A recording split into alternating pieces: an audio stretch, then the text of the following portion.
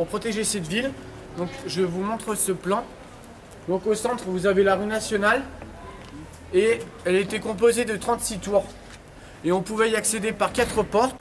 Avant le deuxième Église siècle, Notre-Dame des Marais. Ici, sont encore en sous-sol. Et une légende raconte qu'un berger gardant son troupeau aurait trouvé une statue de la Vierge à l'enfant dans ce marais. Notre-Dame des Marais. Je l'ai jamais mis dans le Beaujolais, mais il a eu des élèves à lui, notamment Louis Duperstier, qui est un architecte lyonnais, et il a notamment réalisé la restauration.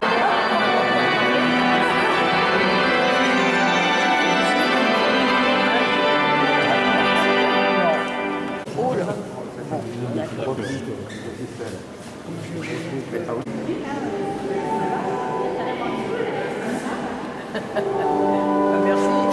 J'en parle pas possible parce qu'elle ne peut pas bien venir, elle ne peut pas marcher.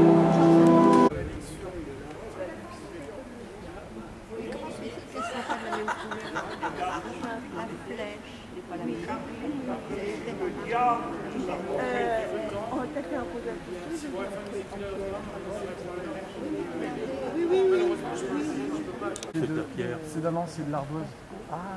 C'est d'accord.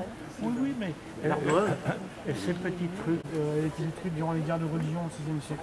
Donc elle a été brûlée et la population n'avait pas assez d'argent pour la reconstruire et on l'a reconstruite seulement au XIXe siècle. Oui, d'accord. Donc mais toujours en pierre. Alors en ardoise et certainement une petite partie en pierre, mais là j'ai du mal à voir à éloigner. Vous voyez vous voyez les pinacles.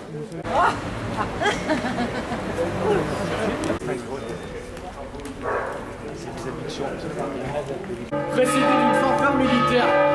Et la tradition veut que les 20 ans est la plus belle fanfare militaire. Alors par exemple, il y a eu les grenadiers de Genève. Cet emplacement-là, tout simplement, vous voyez les encadrements des fenêtres, le pied droit et pied gauche. Vous avez des espèces de toutes petites colonnes. Vous les voyez? Ouais. C'est ce qu'on appelle des bases prismatiques.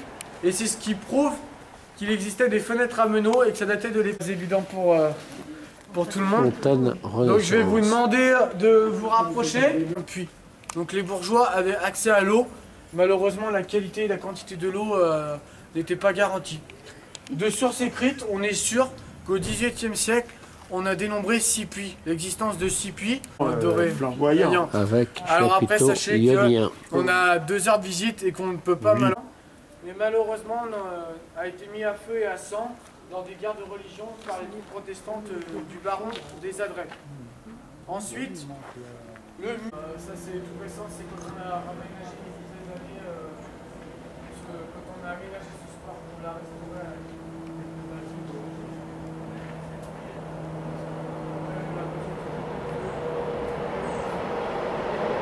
De l'eau bouillante.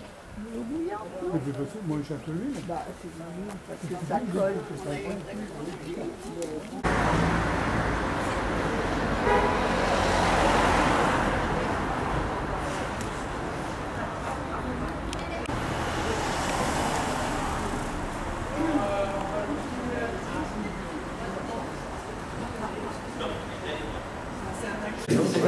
Jean.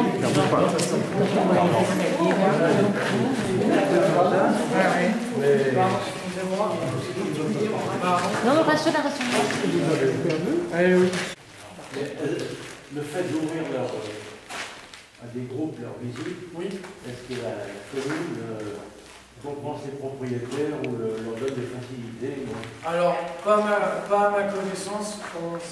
Je sais simplement qu'il y a une convention entre le tourisme et les propriétaires pour qu'on ait accès dans les visites. Mais après, dans certaines villes, comme par exemple à Lyon, à la Croix-Rousse ou dans le... Mais à ma connaissance, à Villefranche, cela n'existe pas. Peut-être dans un futur proche, qui sait.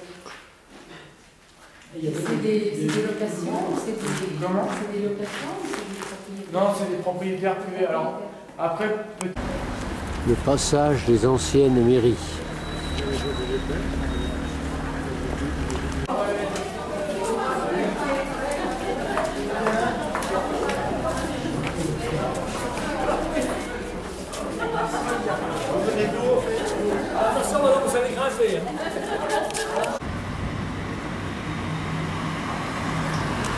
Sur des colonnes torsadées.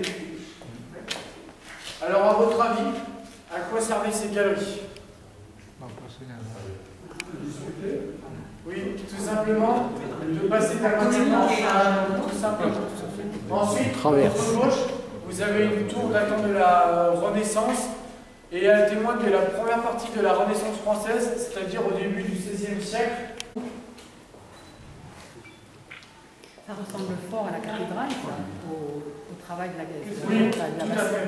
En 1858, cette famille a hébergé un des plus grands rois de France. Est-ce que vous le connaissez? On n'était pas nés. Louis XIV, tout à fait. Louis XIV a séjourné ici en 1658, car il venait de Mâcon en direction de Lyon. Ensuite, vous pouvez remarquer que les fenêtres sont... Votre attention, s'il vous plaît. Alors, derrière moi se trouve une cheminée qui date de l'époque de la Renaissance. Elle mesure 4,20 m de longueur, 2,66 m de hauteur et 1,20 m de profondeur. Lumière dans le détail. On peut voir la lumière dedans, chef? Non, comment il veut.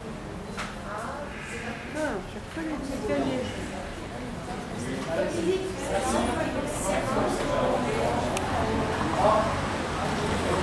vais vous demander de rester sur le plan.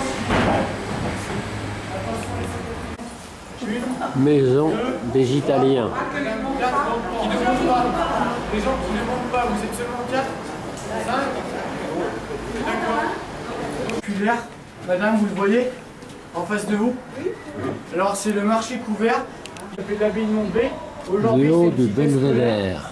mais durant la Première et la Deuxième Guerre mondiale, elle a servi d'infirmerie pour soigner les soldats français et allemands qui étaient le mec qui était élève de l'éduc et qui s'appelait Louis du Pasquier. Donc il a donné une vision romantique au 19e siècle de ce château. Et c'était une des 3 résidences principales de la plus grande seigneurie du Beaujolais du 10e au 14e siècle, qui s'appelait les Sires de Beaujeu. Et au Moyen-Âge, c'était la 3e plus grande seigneurie de France. Oui. Il y avait Anne de Beaujeu. Anne de Beaujeu, alors 1e siècle. Et elle permettait d'accéder d'un bâtiment Maison de bois. de votre gauche à votre droite. Le bâtiment qui se trouvait d'époque à l'emplacement droit a été détruit par la suite. Au premier niveau d'élévation, vous avez des ouvertures avec des arcs trilobés et on raconte que c'est la seule galerie de bois qui date du XVe siècle qui se trouve dans la région Rhône-Alpes. Alors c'est seulement une hypothèse, certainement qu'il en existe d'autres ailleurs dans la région.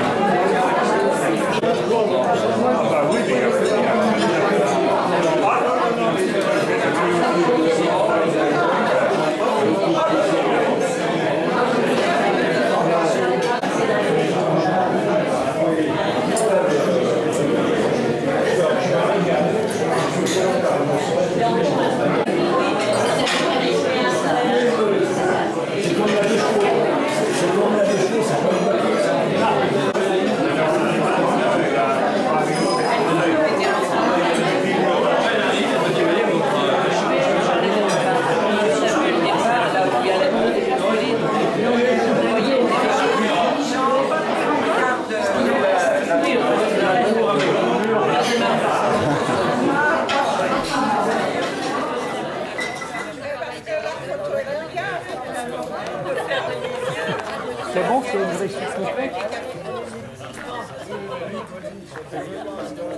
Il faut appuyer sur le bouton pour que ça réagisse. Il est dessus, il est dessus.